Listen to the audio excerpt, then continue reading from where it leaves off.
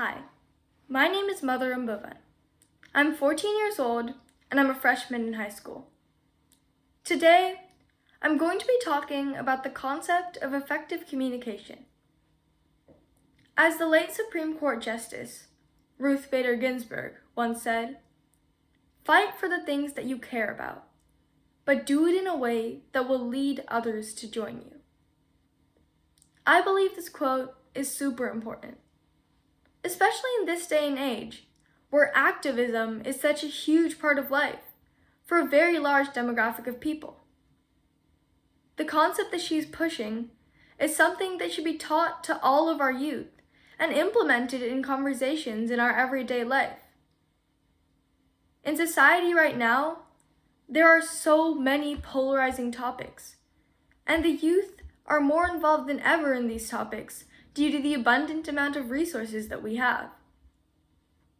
Youth have always been a strong voice in fighting for change, and that voice is even stronger now with the help of technology that provides for the ability to learn so much more and broadcast our voices.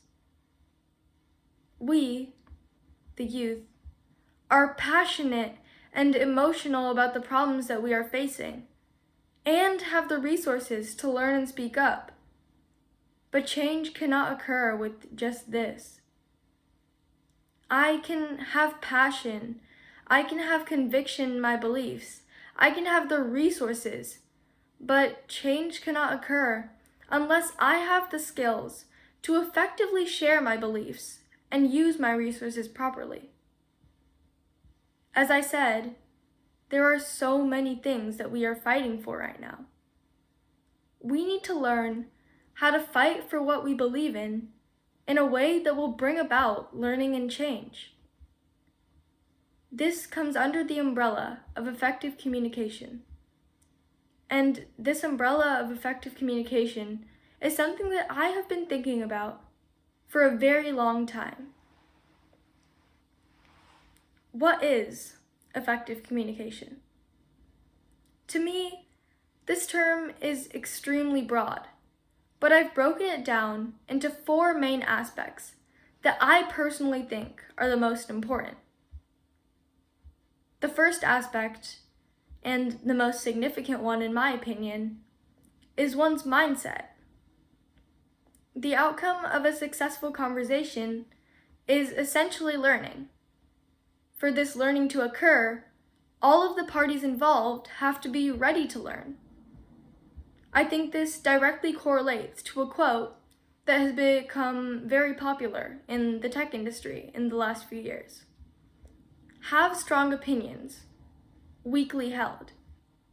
This means that one should most definitely have strong opinions and believe in things strongly, but be open to changing those opinions if a more reasonable opinion comes along, or something happens that makes you want to change it. There have been countless instances where I have gone into a conversation thinking that only I am right and not ready for my opinions to be changed.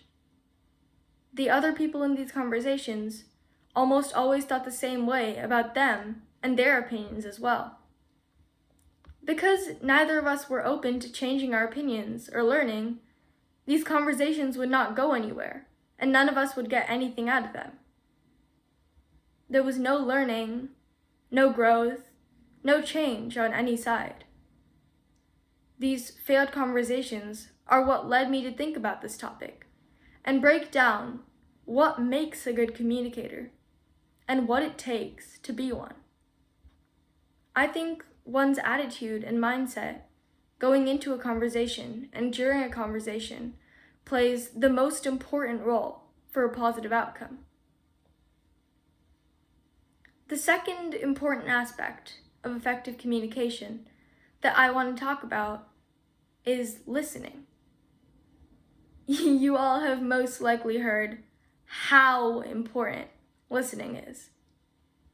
If you're not listening and paying attention to me right now, you're not going to be understanding anything that I'm saying, and you won't learn anything from this whole talk. You'd just be wasting your time. Paying attention to the person speaking is a huge part of having successful conversations as well.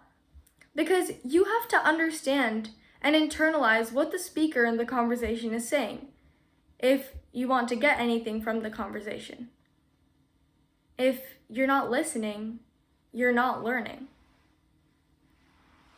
The third aspect I want to speak about is the actual speaking aspect of communication. Your attitude while speaking shows the route you want the conversation to take. Be assertive, but not arrogant. What you say should reflect the listening and understanding that you've gotten from the conversation so far.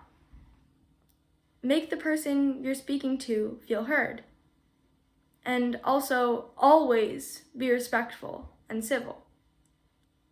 Another quote from Ruth Bader Ginsburg that I believe is connected to this concept is, "Reacting in anger or annoyance will not advance one's ability to persuade."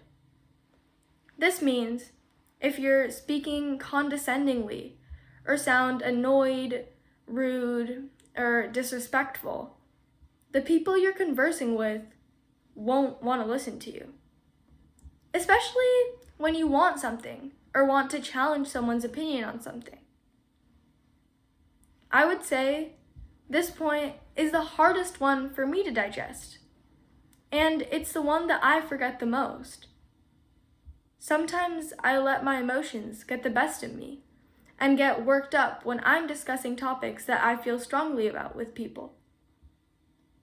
But it's a marathon, not a sprint. No one's perfect, and I'm still learning. The last aspect of effective communication that I'm mentioning is body language.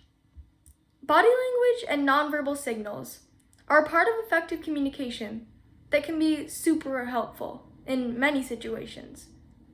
If you're having a serious conversation with someone about something, for example, a task you need them to do for you by a certain time, you would want to know they're paying attention to you while you're telling them about it.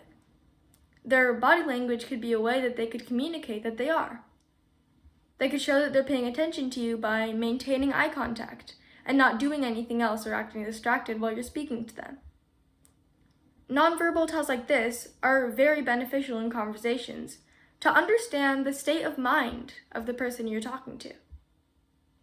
Another example of a body language tell is someone crossing their arms when they're mad or tapping their feet when impatient.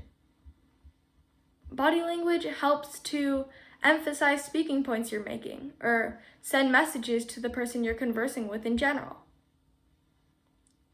Effective communication is extremely necessary, specifically at the local level. In our little community of WarmSprings, with its changing demographics and needs, community development is only possible when we actively listen to multitudes of ideas that may oppose our thinking. I've noticed that recently, parents in the WarmSprings community are working towards getting better technology for the WarmSprings Elementary School. This requires the support of the entire community and reaching a consensus with what this contributes to the school, the community, and the neighborhood at large.